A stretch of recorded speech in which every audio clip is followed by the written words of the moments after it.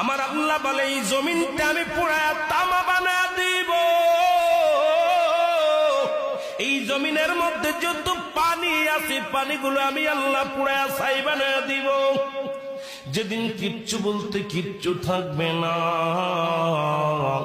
সেদিন থাকবে শুধু আমার আল্লাহ।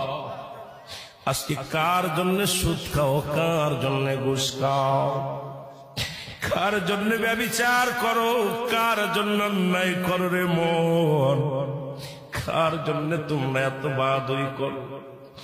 আরে আজকে একটা কথা বলতে গেলে কষ্ট হয়।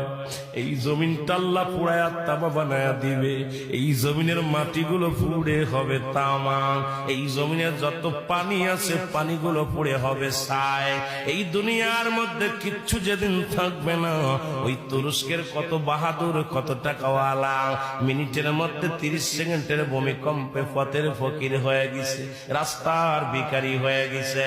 আজকে তুমি দুনিয়ার মধ্যে কতই না মস্তানি করলা, এই দুনিয়ার কিচ্ছু নিয়ে যেতে পারবা না। এই মুসলমান, 1 নম্বর মানুষের মৃত্যু হলে 1 নম্বর বিপদ হলো মানুষের মরণ, 2 নম্বর বিপদ হলো কবর, 3 নম্বর বিপদ হলো কিয়ামতের ময়দান। একবার কেন চিন্তা করো না রে মন, একবার 1 নম্বর মরণ, 1 নম্বর বিপদ হলো মানুষের মরণ।